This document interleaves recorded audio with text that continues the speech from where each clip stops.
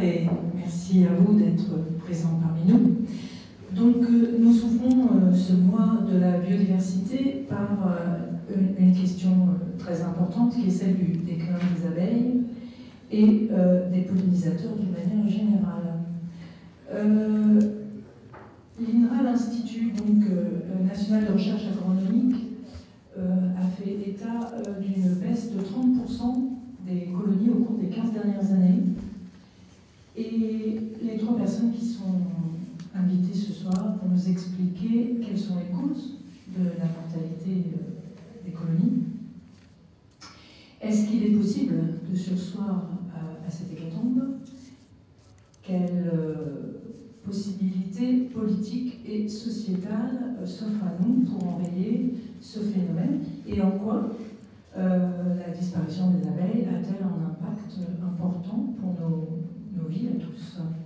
Donc, je vais vous présenter nos invités. À ma droite immédiate, vous avez Yves Védrenne, qui est président du syndicat national des apiculteurs et qui va ouvrir le débat. À côté de lui, donc, Hervé Lapie, président donc, de la Fédération départementale des syndicats d'exploitants agricoles de la Marne et président de l'association Symbiose. Et puis ensuite, nous avons Hervé Pagano, qui est enseignant-chercheur en écologie à la Faculté des sciences d'Angers et membre du Conseil national du Parti communiste français. Donc, la question que je vais poser donc à Yves pour commencer, c'est est-ce qu'on peut faire un état des lieux général de la situation? Alors, vous pouvez prendre les micros qui sont là. Un état général de la situation et nous expliquer quels sont les risques encourus, les solutions, si tant est qu'il y en ait. Vous voulez répondre? Non, c'est à vous la question. mais en présentant le PowerPoint. Hein. Si vous voulez présenter le PowerPoint, vous présentez le PowerPoint. Oui, bah, c'est ce que je pense. J'allais vous proposer, c'est qu'on passe un petit peu en revue ce qui se passe au niveau agricole concernant les pollinisateurs et les abeilles en particulier. Alors, on avance dans ce domaine à très petits pas. On a de temps en temps des accords qui nous sont favorables, mais qui s'inscrivent dans le temps. Mais on a surtout beaucoup de mensonges de la part des fabricants de produits qui ne disent pas tous les désavantages, ils ne présentent que l'avantage. Et puis il y a peut-être un problème plus général auquel je ne peux pas répondre moi, mais auquel mon voisin répondra. Est-ce que le monde agricole a-t-il compris enfin qu'il était arrivé au bout de ses performances quant en matière de rendement, etc., et que peut-être il fallait envisager une agriculture autrement, notamment à l'utilisation de ces pesticides. Alors, le PowerPoint que je vous ai préparé, c'est quelque chose que nous présentons d'habitude dans les réunions publiques. Il se veut très simple. Image numéro 2, si vous voulez. Alors, quel est l'impact possible des pesticides sur l'abeille suite à un traitement aérien? Bon, c'est très simple. Hein. Si le produit employé est à support huileux, les abeilles s'en mettent partout et ne rentrent pas, mais meurent asphyxiées. Si c'est un support eau, si c'est le soir, eh bien, elles ne rentreront pas parce qu'une abeille qui a passé la nuit dehors ne rentrera pas. Si c'est le matin de bonne heure, on a des chances qu'elle se sèche et qu'elle rentre. Mais dans tous les cas, elle aura changé d'odeur.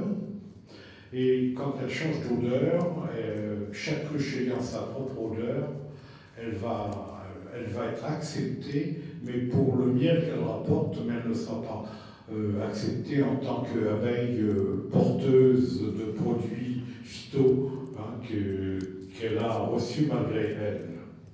Alors, l'impact sur le pollen et le nectar de pollen, l'impact se comprend très bien. Sur le nectar, bon, elle ramène du nectar contaminé, mais on sait que le corps de l'abeille est un filtre, Donc elle va en filtrer une partie, et lorsqu'elle va transmettre cette charge de nectar qu'elle a à sa collègue de la ruche pour le mettre dans la ruche, l'abeille qui va recevoir va également filtrer en partie, mais il restera toujours une infime partie de produits, et ces produits sur les larves qui agissent sur les larves sont des produits très sensibles. Maintenant, concernant les pollens, eh bien, vous savez que pour faire une abeille, il faut du pollen, de l'eau et du miel. L'apiculteur sait apporter de l'eau, il sait apporter du miel, s'il n'y en a pas, il peut le remplacer par des sirops de sucre ou d'autres productions, mais il ne sait pas apporter, je dirais, du pollen. Et le pollen qui va revenir à la ruche aura forcément reçu des contaminants.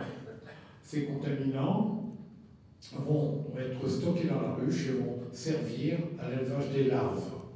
Alors pour les quelques larves qui sont ici, sachez qu'une larve d'abeille, dans ses tout premiers jours, est aussi sensible qu'un fœtus d'enfant dans ses premiers jours, qui subirait de la part de sa maman un apport considérable de médicaments ou de produits autres, mais qui serait susceptible d'altérer, je dirais,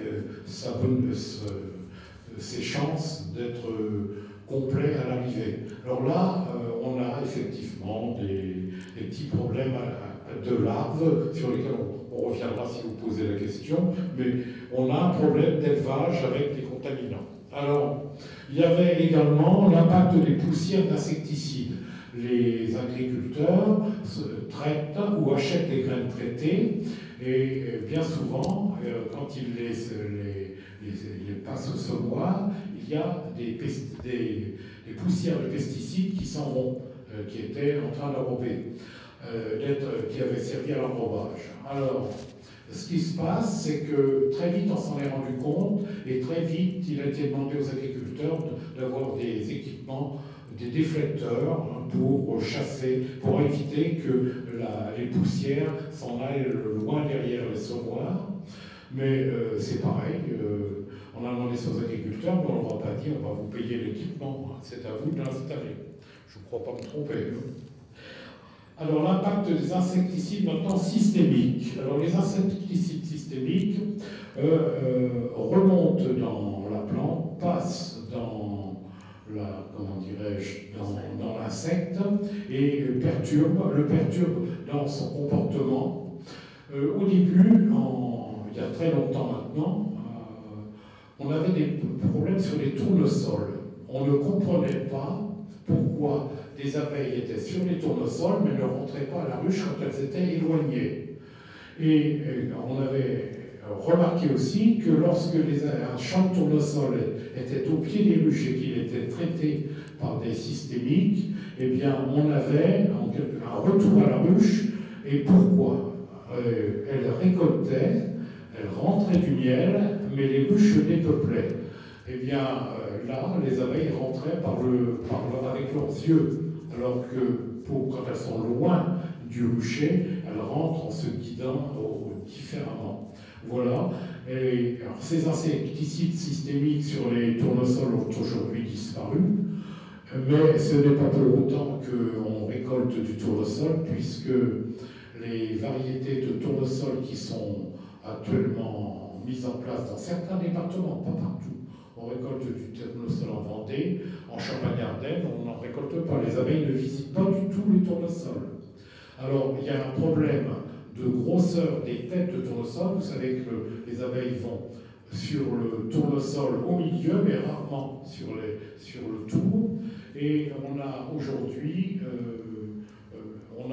une espèce de prise de conscience, mais redouble de la part des chercheurs qui nous produisent des tournesols qui sont, je dirais, autoféconds, ou presque. Et puis on a une prise de conscience aussi pour les tournesols avec les systémiques, parce qu'ils ne sont plus employés comme ils le étaient, et que les tournesols, disons, pour le rendement, on s'est aperçu qu'en les semant plus plus près les uns des autres. On avait des têtes certainement moins fortes, moins grosses, mais beaucoup plus rentables en graines. Si je me trompe, vous me corrigerez. Bon, pour les tournesols, donc, à part quelques régions, je vous dis Vendée, Charente, où on en récolte encore, en Champagne-Ardenne, dont nous, monsieur, vient de la Marne et moi de l'Aube, on ne récolte plus de tournesol. Impact sur la guttation.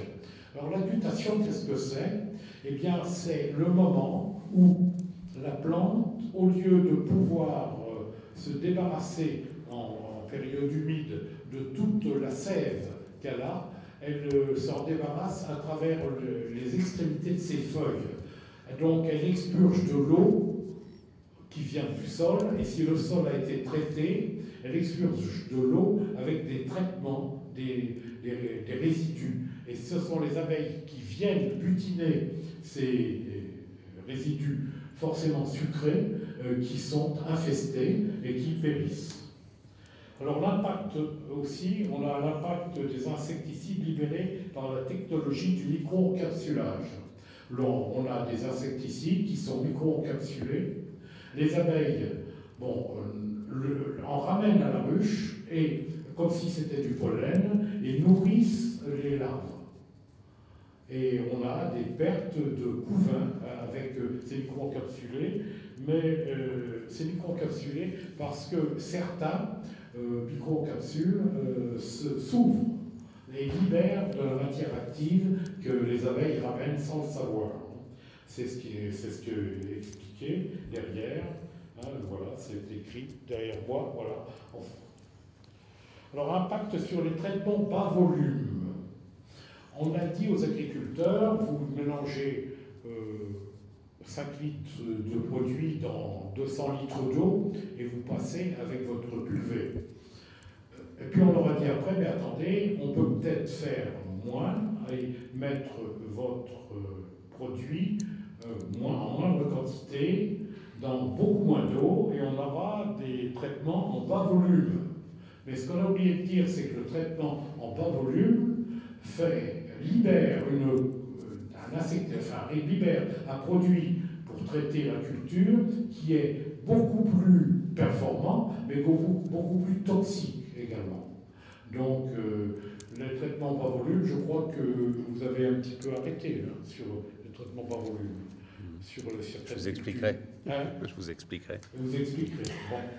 Alors, les effets délétères possibles constatés au trou de vol, amoncellement d'abeilles sur le sol.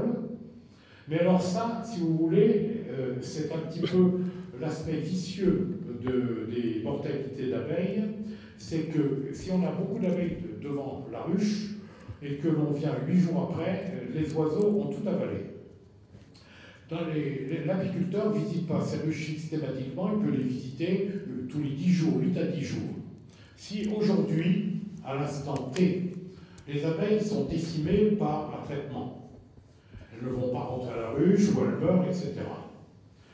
Les abeilles, par essence, sont très propres, donc elles vont sortir les cadavres et elles vont également, les abeilles qui ont été traitées, vont mourir devant la ruche. L'apiculteur va passer 8 jours après. Il va regarder ses abeilles. Il va dire, mais j'ai beaucoup d'abeilles dans mes ruches, mais je n'ai pas de miel.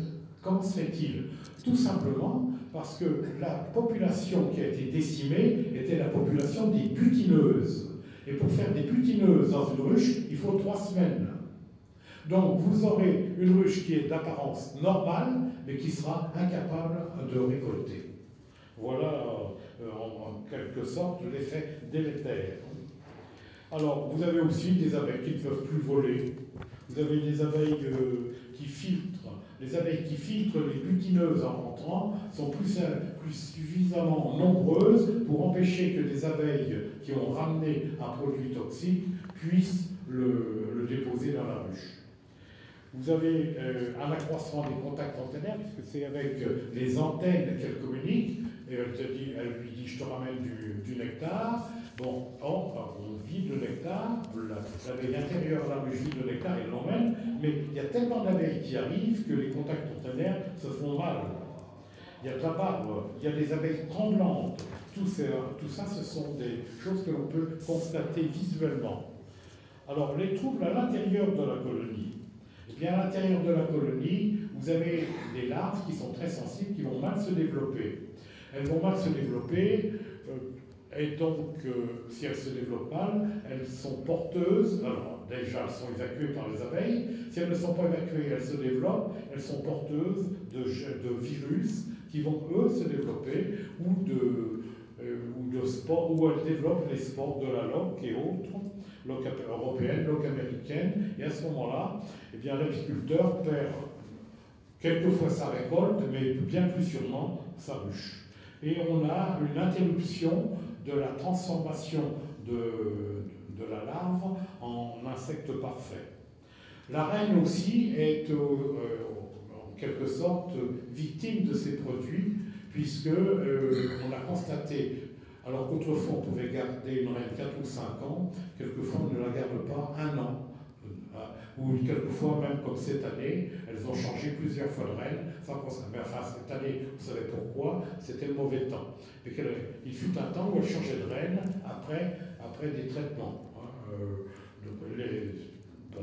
C'était comme ça. On s'est adapté, les apiculteurs se sont adaptés, mais il y a des moments où on ne peut pas remplacer, je dirais, le cycle d'une abeille, on ne peut pas remplacer son développement.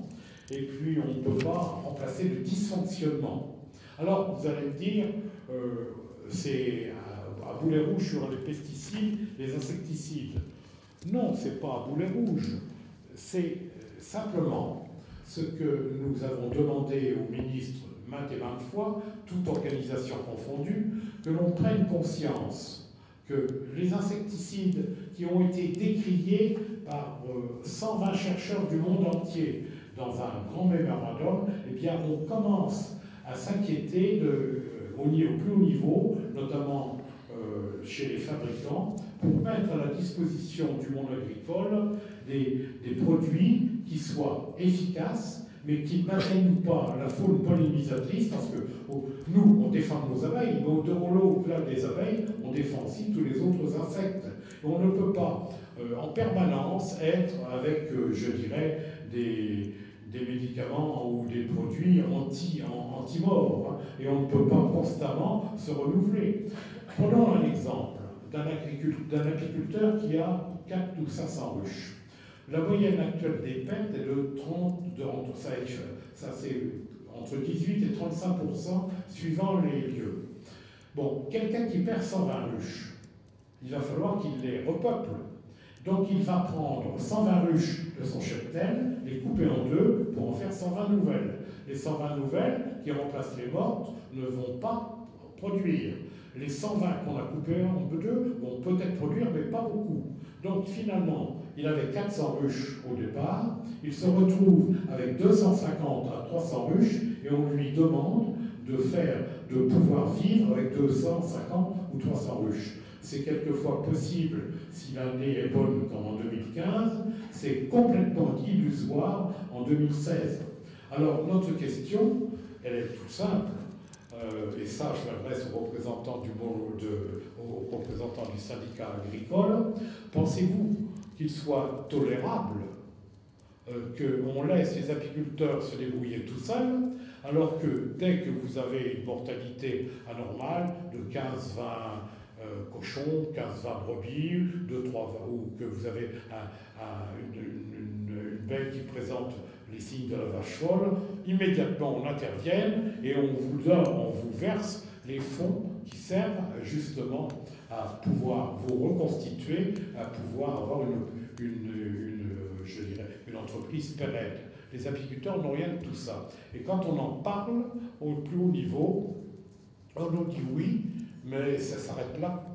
On n'a pas de réponse qui nous dise on va faire quelque chose. Alors le ministre, de temps en temps, est poussé dans ses tranchements et prend des décisions qui ne sont pas toujours bien accueillies. Je pense au Cruiser, par exemple, le Cruiser sur le colza. Alors je vais quand même vous dire, le Cruiser sur le colza, la décision a été prise au mois de décembre. Or, au mois de décembre, les colzas, il y a bien du reste qui sont semés. Ils ont été semés au mois de juin. Moi qui suis fils de paysan, je sais bien quand est-ce qu'on se fait les crucifères. Bon. Donc, l'année suivante, la décision de ministre, elle ne servait à rien. L'année suivante, elle pouvait servir que sur les nouvelles cultures de colza. Mais un agriculteur a toujours la possibilité d'avoir des stocks et d'utiliser ces stocks. Un fabricant aussi, rien ne nous prouve que les stocks n'étaient pas mis en circulation, même si le pouvoir germinatif d'une graine tombe à 60% quand ce sont des semences qui ont un an de stockage. À 60%. Bon, et derrière ces colzas qui avaient été, je dirais, récoltés, eh bien, on a semé du blé. On n'a pas semé du colza, puisque c'est blé, c'est colza, blé, et puis une autre culture éventuellement. Et derrière, le colza est semé derrière des blés, lui, par contre. On récolte au mois de juillet des blés qui ont été traités avec des produits qui sont forcément toxiques, ça on le sait, mais ça n'a pas d'impact sur les abeilles. Et on demande à des plantes de colza de pousser sur des terres qui disposent de résidus de produits qui ont servi à protéger les blés. Alors ça aussi, c'est quelque chose qui pose problème. Hein. Donc, ne pourrait-on pas mettre au point ou avoir une concertation qui puisse conduire à ce qu'on utilise ces produits que par stricte nécessité. Aujourd'hui, on nous parle de la grippe, et c'est comme là que je terminerai. Eh bien, on ne va pas vacciner toute la France parce qu'elle a la grippe. Alors je ne vois pas pourquoi on met à la disposition obligatoirement des graines traitées au monde apicole. Au monde agricole. Et quand on vous demande des graines non traitées dans une coopérative, on vous fait attendre jusqu'à dépasser les dates où vous pourrez encore semer, par exemple, du maïs pour avoir une chance de récolter. Voilà. Je vais reprendre. Pardon. Merci beaucoup. Alors, voilà, la question a été posée. Je rebondis sur l'intervention de M. Védrine. Merci.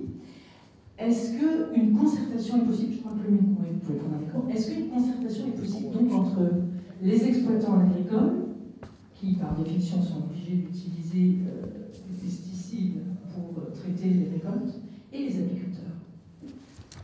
Alors, bonjour. Bonsoir à toutes et à tous. Donc, avant de répondre à la question, effectivement, je vais me présenter. Donc, Hervé Lapiche, je suis exploitant agricole dans le département de la Marne, président de la FDSEA, et aussi président d'une association que j'ai créée au mois de mars 2012, qui s'appelle Symbiose pour des paysages de biodiversité. Pourquoi on a créé cette association en mars 2012? On l'a créée dans une dynamique de biodiversité et de mettre la biodiversité au cœur d'un projet agricole. Et on a créé cette association en mettant autour de la table les agriculteurs, les viticulteurs, parce que chez nous, dans le département de la Marne, il y a un produit qui est assez connu qui s'appelle le champagne. Il y a des apiculteurs, il y a des chasseurs, et il y avait la Ligue de protection des oiseaux. Et en mars 2012, on a réussi collectivement à faire le tour de force de mettre tout ce monde-là autour de la table. Et à partir de ce moment-là, on a créé un conseil d'administration pour trouver les solutions, parce que je crois que ce qui nous anime, nous, en termes de responsables agricoles, c'est de trouver des solutions. D'opposer les gens aux uns aux autres, ça n'a jamais trop rien amené, et je crois que le problème de méfiance qu'on a aujourd'hui dans la société, on essaye de le régler par des solutions.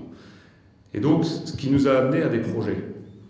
Et je crois que, au-delà d'incriminer les uns ou les autres la responsabilité des produits phytosanitaires, je crois que c'est indéniable, c'est une des causes de la mortalité des abeilles.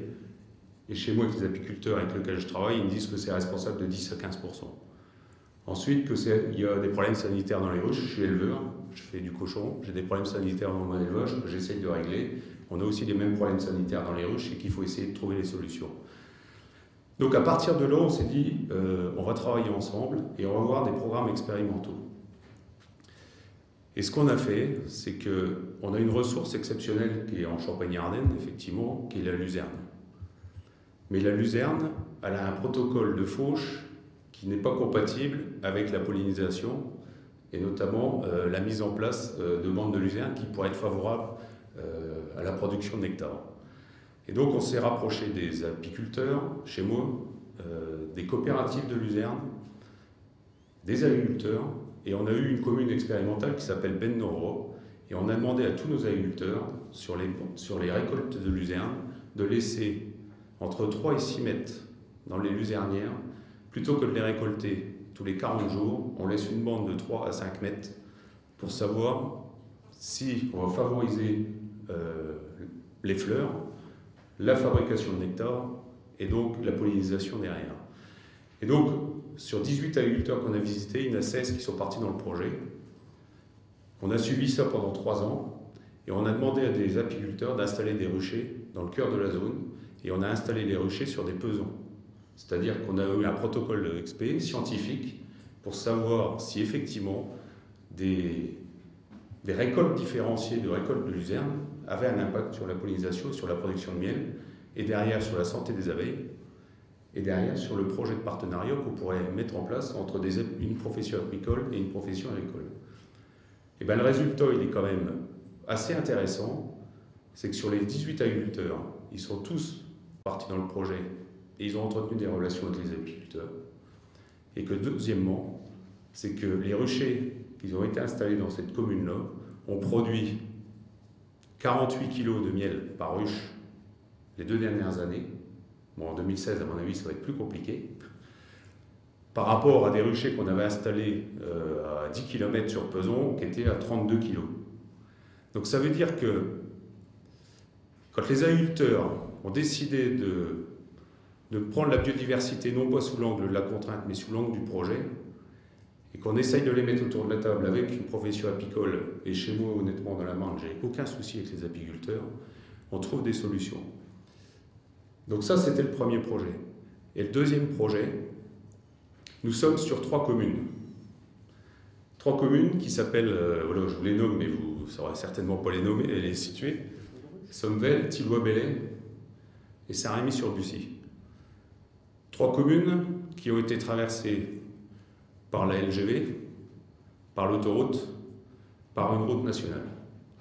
Le territoire a été déstructuré, tous les bois ont été mis par terre, et dans le projet du schéma régional de cohérence écologique et dans la mise en place des trames vertes et bleues, on s'est dit on demande aux agriculteurs de restaurer les trames vertes, mais on ne va pas demander non plus qu'aux agriculteurs de le faire, parce qu'on a su répondre aussi aux grands enjeux d'intérêt général qu'étaient l'autoroute et la LGV, et qu'on allait construire avec la commune, avec la communauté de communes, avec le pays, et avec les agriculteurs, des projets innovants.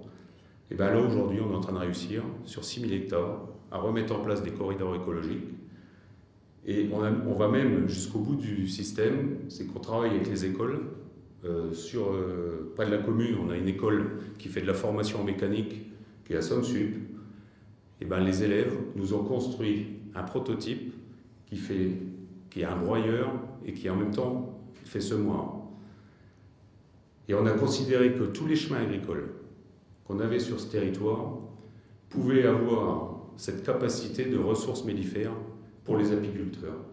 Et sur des bandes de 1 mètre de large, sur des corridors qui font entre 5 et 10 km de long, eh bien on sème des espèces mellifères sur les bords de chemin pour favoriser la ressource mellifère. Parce que le constat qu'on a fait chez nous, c'est que le principal problème des abeilles, c'est un problème de ressources.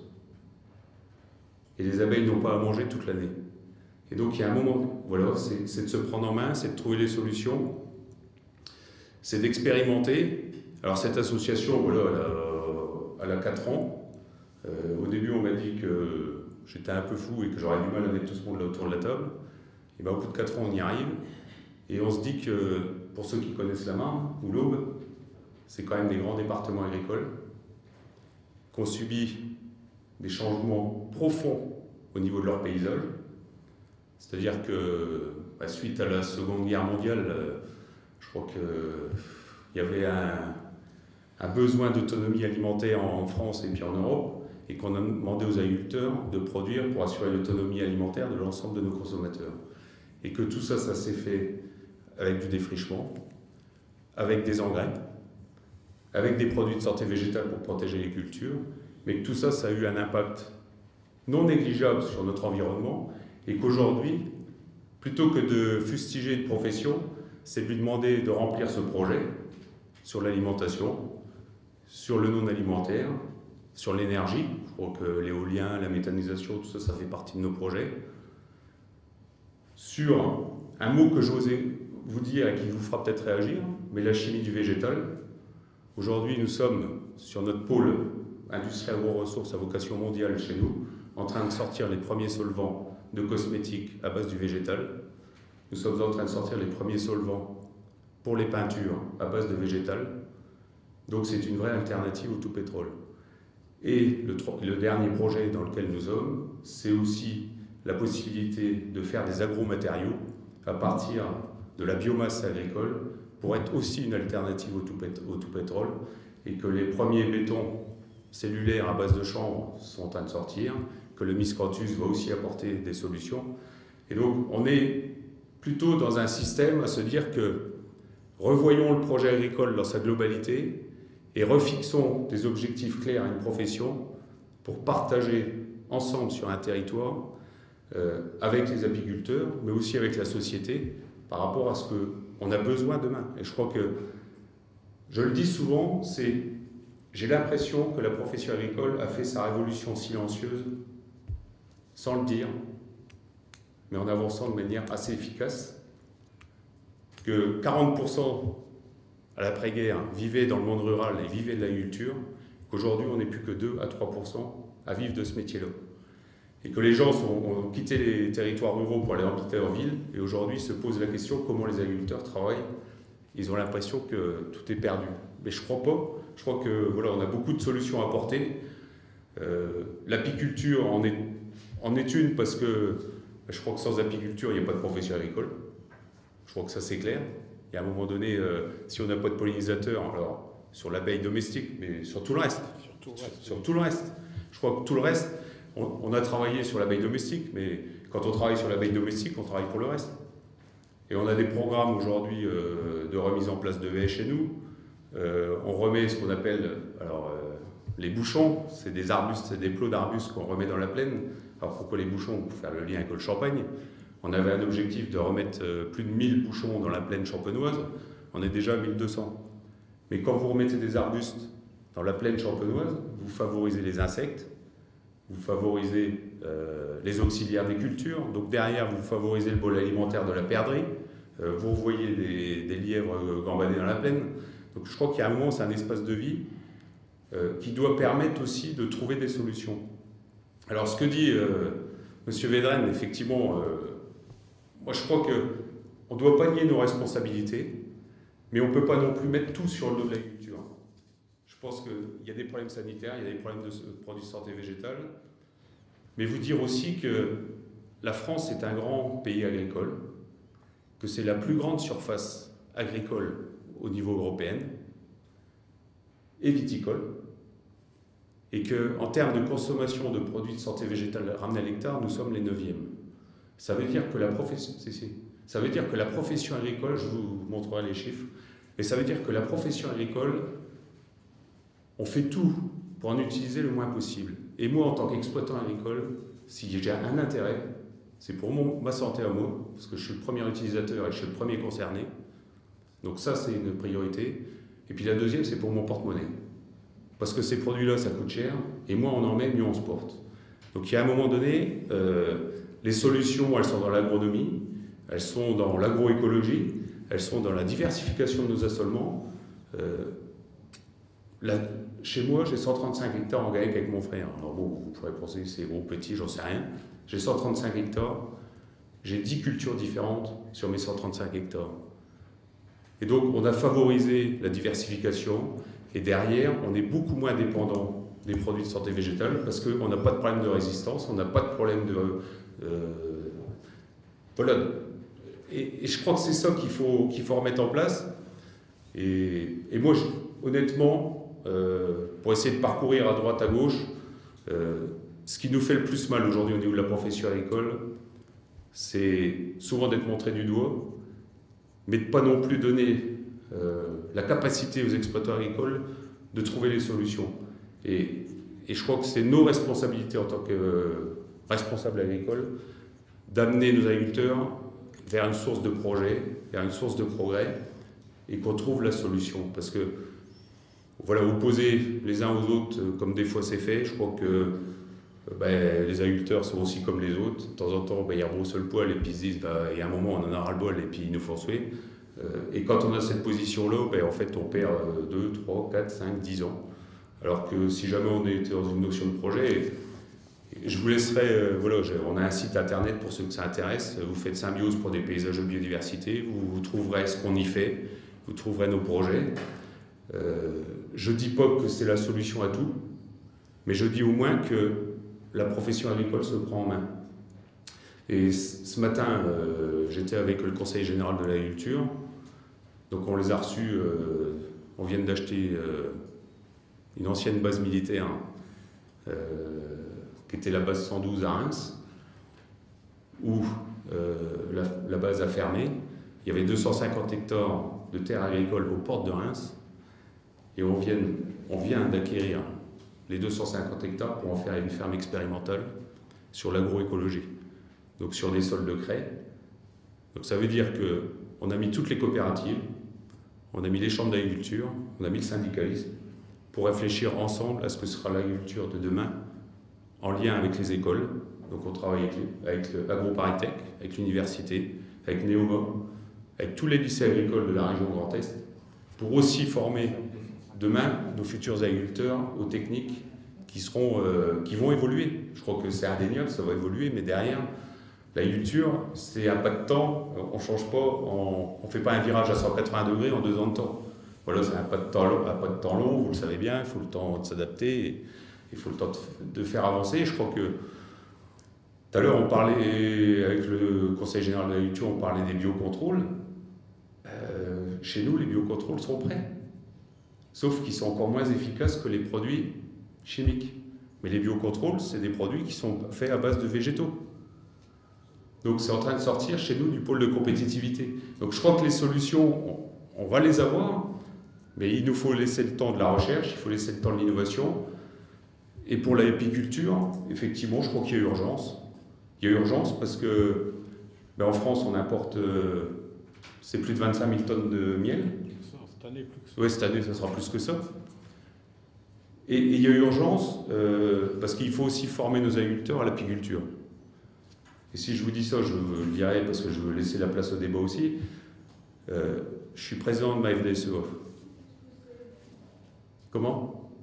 Non, allez-y. Donc, la Fédération départementale des syndicats d'exploitants agricoles. Donc, j'ai été élu président après avoir créé l'association Symbiose. Ça vous dit aussi l'état d'esprit dans lequel on est. Mais si j'ai été élu aussi président de la FDSEA, c'est pour mettre les agriculteurs, et j'ai créé dans la foulée un club projet. Et dans ma FDSEA, j'ai un club méthanisation, j'ai un club photovoltaïque, j'ai un club agriculture durable, j'ai un club agroécologie et j'ai un club apiculture. Et ce qui est merveilleux, c'est qu'aujourd'hui, j'ai 15 agriculteurs qui sont en train de devenir apiculteurs. Et quand ces 15-là vont en réunion pour expliquer comment il faut pratiquer demain sur nos exploitations agricoles parce qu'ils vont être sensibilisés à l'apiculture, et bien là, on aura gagné. Et je crois que l'apiculture, pour moi, c'est une source de diversification dans nos exploitations agricoles. C'est une source de revenus complémentaires, parce qu'il faut aussi diversifier nos revenus chez nous. Mais tout ça en lien avec la profession apicole.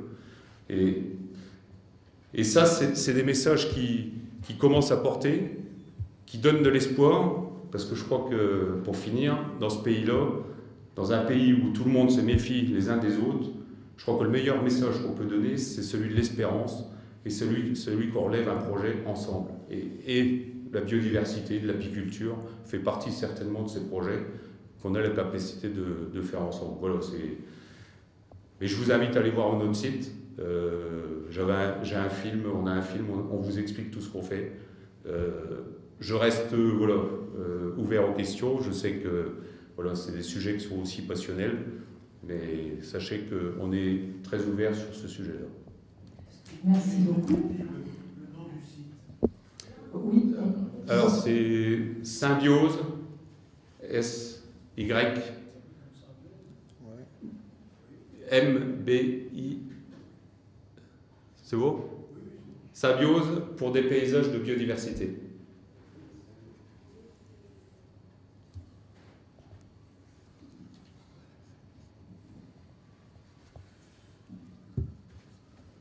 J'étais trop. Oui, voilà. Alors, Alain, je vais te laisser la parole. Simplement, je m'adresse aux chercheurs. On a entendu parler là d'une expérimentation particulière et M. Lapie a dit qu'il faut laisser du temps à la recherche pour élaborer conjointement des projets qui englobent le monde agricole dans son ensemble et ne pas fractionner les intérêts ne pas contrer les intérêts des uns envers les autres. Qu'est-ce que tu penses de... Alors, je vais répondre tout de suite à la question comme ça, et puis après je reviendrai sur ce que j'ai prévu de dire, mais... alors, j'ai la double casquette ce soir de chercheur et de dirigeant du Parti communiste, mais là je vais répondre à la question sur la casquette chercheur. Effectivement, pour la recherche, il faut du temps. Hein. C'est un temps long quand même, le temps de la recherche. Après, si je peux entendre cette remarque, il faut laisser le temps à la recherche, je suis sensible. Quand il y a des situations d'urgence, il faut agir. Et je crois que la question des pollinisateurs, c'est une question d'urgence, parce qu'on voit décliner les populations. Et je ne vais pas vous refaire le film, mais s'il n'y a plus de pollinisateurs, il n'y a plus de culture. Du tout. Donc il faut quand même être extrêmement vigilant. Et d'ailleurs, les chercheurs sont capables des fois de réagir sur le temps court, parce que donc moi je suis un spécialiste de la biologie de la conservation de la biodiversité. Quelquefois, on est soumis à des questions sur des thèmes qui n'ont rien à voir avec les abeilles, mais il faut sauver les rhinocéros, les éléphants, les gibbons, enfin ce que vous voulez, plein de trucs. Ou même on peut parler de la pêche pour rester dans le domaine agriculture et pêche, la question du thon rouge, etc. Quelquefois, il faut prendre des mesures sévères, drastiques, de dire par exemple sur la pêche, on met des quotas de pêche parce que sinon il n'y aura plus de poissons, on va perdre l'espèce et voilà. Donc je crois qu'on est un peu sur des problématiques de ce type-là avec les abeilles, de se dire il faut quand même prendre des mesures un peu sévères. Et maintenant que j'ai répondu à la question... Comment faire? Alors voilà, je vais venir un petit peu sur les solutions après. Mais bon, déjà peut-être dire que on vient juste de faire une initiative le samedi 8, là, de grandes consultations citoyennes. On a fait remplir par plus de 60 000 personnes un questionnaire dans toute la France.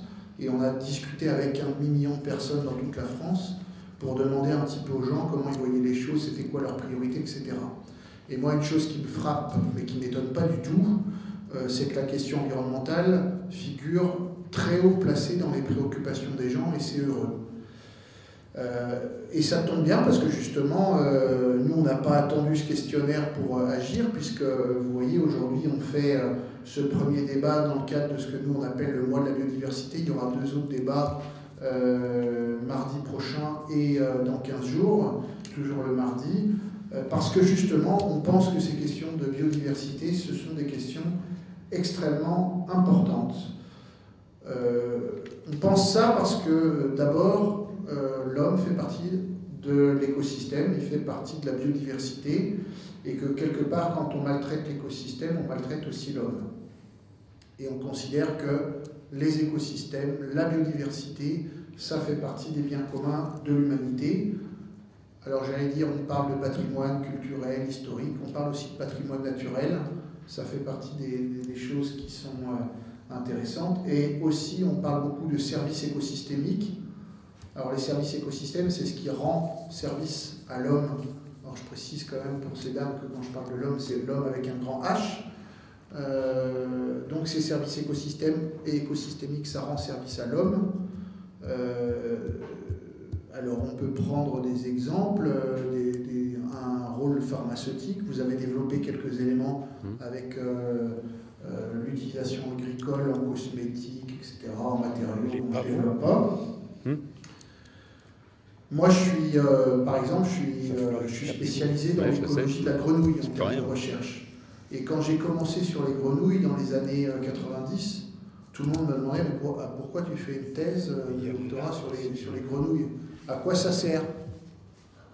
Ben, à l'époque, bon, déjà je disais c'était pour la gloire de la science, mais je disais une des utilités potentielles, c'est que je vais travailler sur des bestioles qui a priori servent à rien, de particulier pour l'homme, à part que peut-être un jour on développera des molécules pharmaceutiques avec telle ou telle molécule qui est synthétisée par la grenouille. Ou là, aujourd'hui, ce qui nous intéresse, c'est le rôle des pollinisateurs. Bon, bah là, c'est quelque chose qui est directement utile, qu'on voit bien, c'est s'il n'y a pas de pollinisateurs, il n'y a pas de fécondation des plantes et donc il n'y a pas de culture. Donc cette biodiversité, il faut la protéger absolument. Et je vais revenir maintenant à la question des abeilles. Pour dire qu'on ne fait pas que parler, on n'est pas que des beaux parleurs, on traduit ça aussi en actes.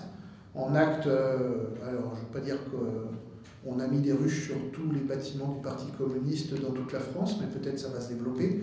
En tout cas, on a aussi commencé par ce bâtiment-là, puisque sur le toit de Colonel Fabien, on a installé des ruches. Alors, c'est pas si symbolique que ça, parce que ça a une double vocation. C'est l'aide à la sensibilisation de nos adhérents, des communistes, aussi des gens qui viennent visiter, notamment lors des journées du patrimoine, le bâtiment, et c'est beaucoup de monde. Et c'est une aide à la sensibilisation, mais aussi une aide à la mobilisation. Alors maintenant, je vais venir un petit peu sur les solutions, parce que je pense que c'est utile de parler de solutions. C'est toujours intéressant d'avoir des expérimentations qui aident peut-être à stabiliser, à maintenir, à contenir les effets des pesticides. Mais je crois que moi, je vais m'élever un petit peu au-dessus de la question stricte des abeilles. Je pense qu'il faut qu'on travaille dans le domaine de l'agrobusiness et des industries chimiques qui tournent autour sur une double approche. La première, c'est de se dire, quand il y a des alertes citoyennes, associatives, etc., qui sont mises en place sur certains produits déjà utilisés aujourd'hui, il faut qu'on applique un principe de précaution qui est de dire on développe très vite des recherches pour essayer de mettre en place des solutions alternatives et de vérifier la véracité de ce qui est porté par les associations, c'est-à-dire est-ce qu'il y a effet toxique ou non et comment. Et pour les molécules à venir, moi je plaide pour des protocoles expérimentaux qui sont du même type que ceux des médicaments pour les humains. Alors pour les humains, quand on a une autorisation de mise sur le marché des médicaments, avant il y a eu des tests toxicologiques faits sur des animaux, puis des protocoles d'essai sur l'homme, avec un grand H toujours, pour vérifier que les médicaments ont des effets secondaires nuls ou négligeables, et qu'on n'en meurt pas. Vous avez vu qu'il y a eu d'ailleurs un mini-scandale, puisqu'il y a un essai thérapeutique qui a mal tourné, qui a causé des morts sur un essai de médicaments avant l'autorisation de mise sur le marché. Et bien moi je considère que pour les produits phytosanitaires, on devrait être sur des choses de cet acabit, évidemment sur la santé humaine, mais aussi sur des études écotoxicologiques et des études environnementales. La dernière chose que je voulais dire, sur les solutions toujours, il y a la lutte biologique, il y a l'INRA qui travaille dessus, il y a des choses à faire de ce point de vue-là. J'ai conscience que ce n'est pas la solution, mais ça peut être une partie de la solution, et une partie importante et qu'il faut développer.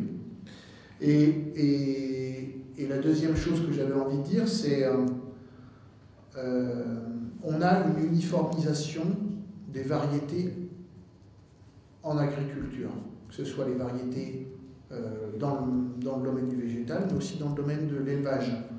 Et ça, à mon avis, c'est une source d'ennui potentiel et qu'il faut qu'on revienne à de la diversité biologique en agriculture et dans l'élevage, parce que c'est ça qui contribue à des sources de résistance aux maladies, aux parasites, aux nuisibles, entre guillemets. La dernière chose que je voulais dire, et je m'arrête là, moi aussi je pense qu'il ne faut pas opposer les apiculteurs et les agriculteurs. C'est une fausse bonne idée. J'ai envie de prendre une mauvaise analogie, mais je vais dire les paysans, c'est un petit peu comme les sportifs qui se dopent. Ils sont victimes d'un système.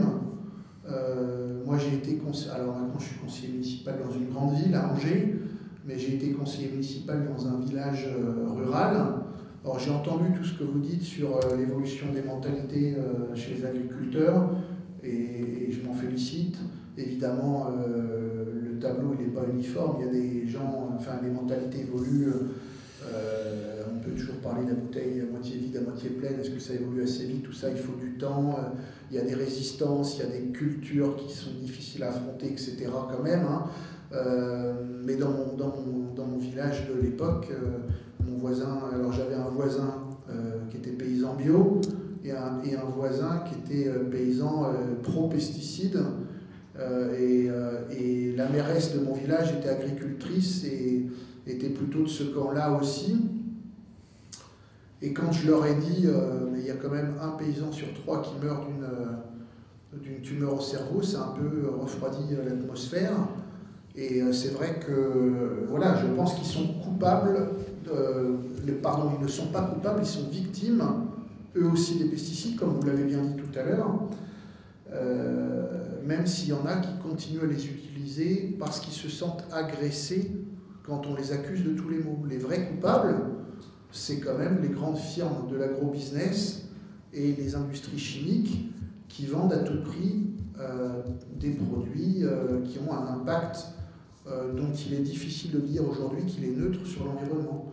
Donc je crois qu'on a un combat commun à mener, agriculteurs, citoyens, consommateurs, pour dire qu'il est temps que ces lobbies industriels prennent moins de place et qu'on les oblige à, par exemple, comme je l'ai dit tout à l'heure, à des autorisations de mise sur le marché de produits préalables à des études environnementales et que notre intervention citoyenne, elle aide à ce que ces produits soient en recul tant que leur innocuité n'aura pas été démontrée. Voilà. Merci beaucoup. Je crois que oui, on peut remercier nos intervenants pour la qualité de ce débat, pour la mérite de la